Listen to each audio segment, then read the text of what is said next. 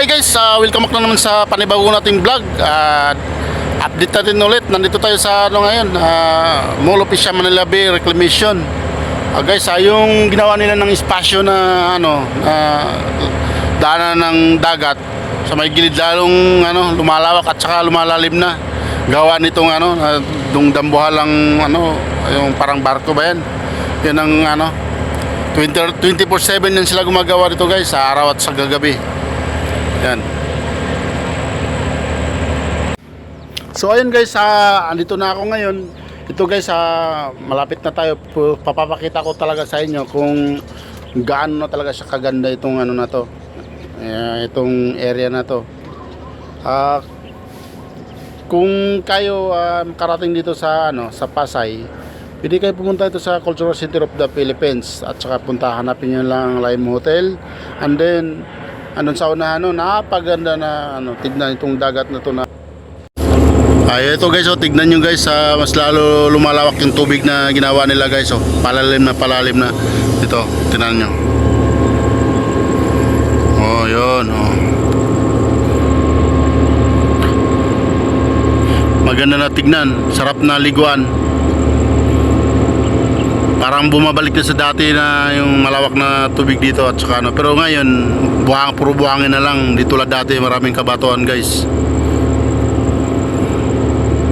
Palawak na palawak, tinan nyo. Maganda na tignan, di tulad dati. Dito na parang tignan disyerto, ngayon bumalik ulit sa dati. Diba? Tinan mo. Yan.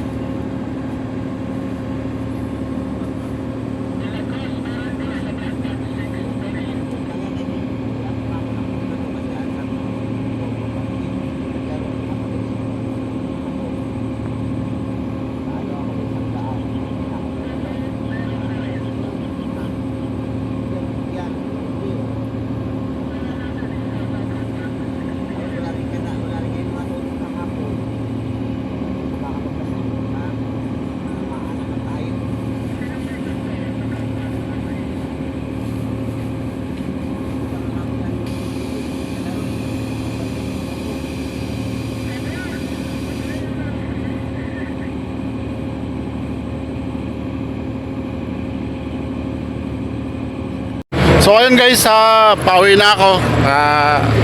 Tapos na ako mag-video. Pinakita ko lang yung guys para i-update sa inyo kung ano nang kalagayan sa dagat natin ito. Lalong gumanda guys. Kung makikita nyo kanina, kung panood nyo yung buong video na ginawa ko. Napakaganda na tignan. So sana ma-subscribe nyo yung YouTube channel ko para lagi kayo updated sa aking mga video. So guys, papakita ko talaga araw-araw ko to, ipapakita sa inyo kung gaano nakaganda itong Mall of Asia Manila Bay Reclamation.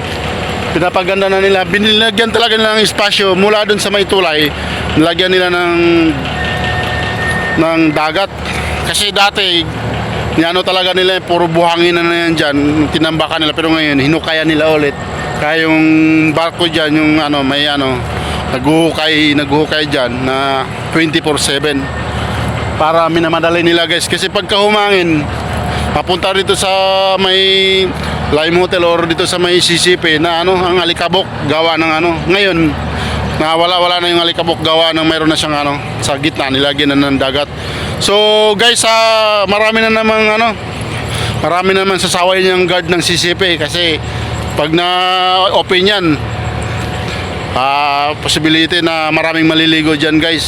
So yun na naman ang natin, aabangan natin sa susunod na kabanata. So yun sinasabi ko na subscribe nyo yung YouTube channel ko para lagi kayo updated sa aking mga video. Papakita ko sa inyo para kayo din, halimbawa na nandito kayo sa Maynila o mapunta kayo sa Pasay, makapunta kayo dito, matitignan nyo itong area na to. Napakaganda na tignan, di tulad dati.